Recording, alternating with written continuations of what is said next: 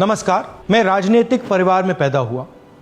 जब मैं छोटा सा था 1980 में प्रियंका और मैं घर में लेई बनाते थे, रात को निकलकर पोस्टर चिपकाते थे। चुनाव समझता हूं। 20 साल से मैं स्वयं चुनाव लड़ रहा हूं।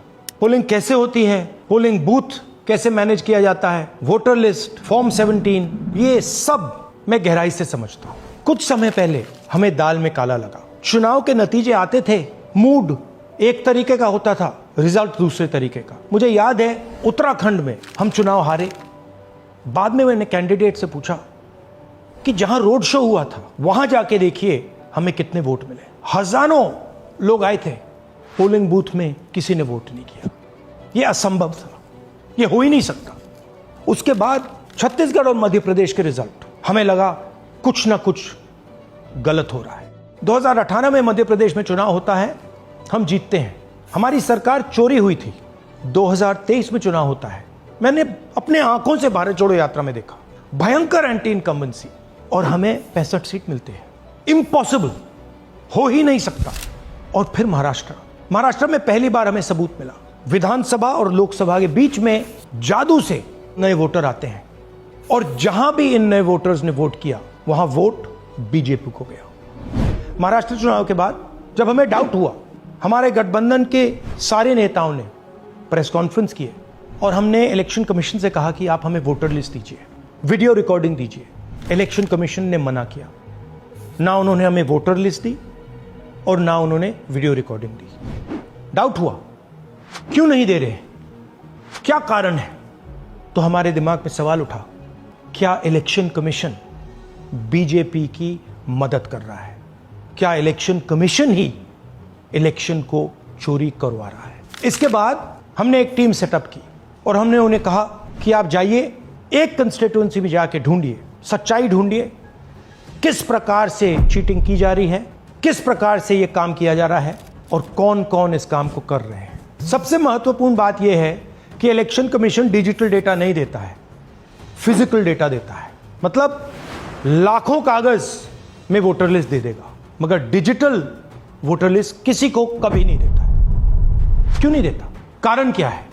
कारण है कि अगर डिजिटल डेटा मिल जाए तो इलेक्शन कमीशन की सच्चाई पूरे देश को पता लग जाएगी। हमने टीम को बताया, मैंडेट दी कि आप जाके चेक कीजिए, आप 5-7 सीटों पे पता लगाइए कि चीटिंग हुई, और अगर हुई तो कैसे हुई।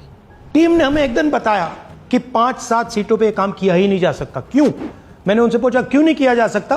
उन्होंने मुझे ये कागज दिखाए। ये जो कागज हैं, ये एक लोकसभा के कागज नहीं है, ये एक विधानसभा के कागज है, और इन कागजों को हमने मैन्युअली सॉर्ट करना पड़ा।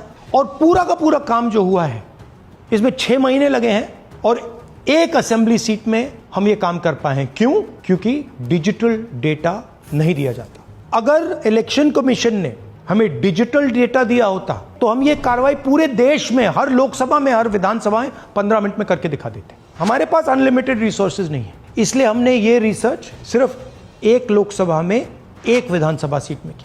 मगर मुझ में अब पूरा भरोसा है कि ऐसी 100 से ज्यादा सीटें हैं हिंदुस्तान में। जो यहां हुआ है उन सीटों में भी हुआ है। और याद रखिए, अगर बीजेपी को 10-15 सीटें कम आती तो आज नरेंद्र मोदी प्रधानमंत्री नहीं होते, इंडिया गठबंधन की सरकार होती। जांच ने 5 तरीके की चोरी पकड़ी है। डुप्लीकेट वोटर, जिसका मतलब एक वोटर के नाम वोटर लिस्ट में अनेक जगह आ रहे हैं। फेक एड्रेस, मतलब एड्रेस है ही नहीं, या फिर house number 0। Bulk voter in single address, मतलब एक छोटे से घर में 40, 50, 60 लोग रह रहे हैं। इनवैलिड फोटोज, छोटी सी फोटो है या फिर फोटो ही नहीं है, और वो जो छोटी फोटो है वो दिखती भी नहीं है। कौन है, किसका चेहरा है, नहीं पता लग सकता। Misuse of form 6।